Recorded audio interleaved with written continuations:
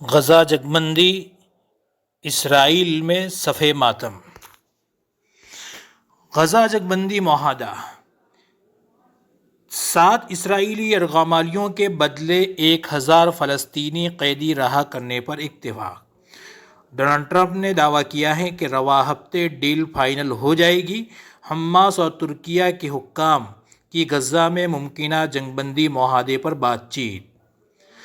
قطر کے دارالحکومت دوحہ جاری غزہ جنگ بندی معاہدے کے مندرجہ سامنے آ گئے ہیں، جن کا باضابطہ اعلان رواں ہفتے کے اختتام پر کیا جائے گا۔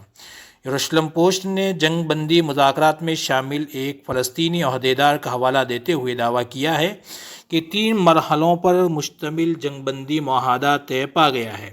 معاہدے کے تحت ڈیل کے پہلے روز حماس 3 اسرائیلی یرغمالیوں کو رہا کرے گا، جبکہ اس کے اگلے ہفتے مزید 4 یرغمالیوں کو رہا کیا جائے گا۔ مجموعی طور پر حماس 34 اسرائیلی یرغمالیوں کو رہا کرے گا۔ اس کے بدلے اسرائیل نے حماس کی جانب سے فراہم کی گئی فہرست کے مطابق 1000 فلسطینی قیدیوں کو رہا کرنے پر رضامندی ظاہر کی ہے۔ ان فلسطینی قیدیوں میں 190 ایسے ہیں جو 15 برس سے زیادہ عرصے سے اسیری کاٹ رہے ہیں، جیل میں قید ہیں۔ چند یرغمالیوں کی رہائی کی فوری بعد سے ہی اسرائیلی فلسطینی علاقوں سے اپنی فوجیوں کا انخلا شروع کر دے گا اور جنوبی علاقے میں بے گھر فلسطینیوں کو شمال کی طرف سفر کرنے کی اجازت دے دے گا۔ اس معاہدے کے تحت اسرائیلی فورسز کے پاس فیلاڈیلفیا کوریڈور میں 800 میٹر کے بفر زون کا انتظام 1.5 ماہ تک برقرار رہے گا۔ معاہدے کے پہلے مرحلے مکمل ہونے میں 16 دن لگ جائیں گے، جس کے بعد دوسرے اور تیسرے مرحلے میں بیک ڈیل جاری رکھنے کے لیے مذاکرات کیے جائیں گے۔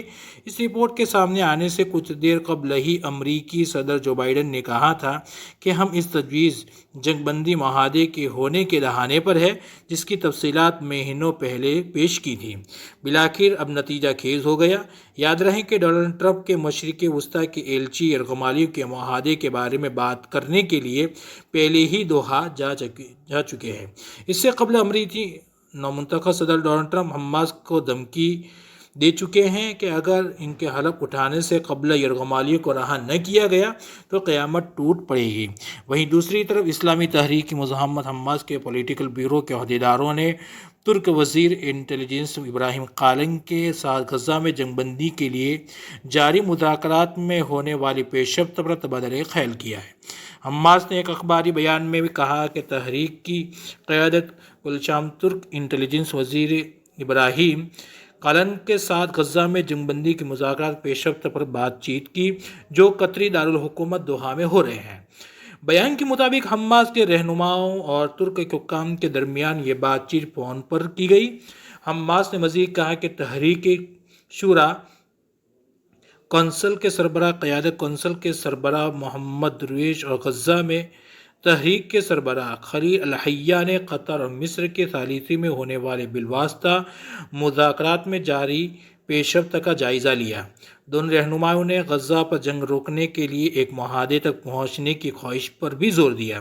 اس سے قبل کل سوموار کو خبر رساں ادارے رائٹرز نے حماس کے ذرائع کے حوالے سے بتایا تھا کہ مذاکرات میں غزہ کی پٹی میں جنگ بندی کے اہم مسائل پیش رفت ہوئی ہے۔ ذریعے نے اس بات پر زور دیا کہ وہ باقی ماندہ نکات جلدی مکمل کرنے کے لیے کام کر رہے ہیں۔ حماس اور اسرائیل کے درمیان قیدیوں کی تبادلے سمیت اہم امور پر پیش رفت کے مضبوط اشارے درمیان غزہ میں جنگ بندی کے لیے قطری دارالحکومت دوحہ میں مذاکرات جاری ہے۔ ناظرین کرام سے گزارش ہے، ان خبروں سے واقفیت ہوئی ہو تو اس چینل کو ضرور سبسکرائب کریں اور آگے شیئر کریں۔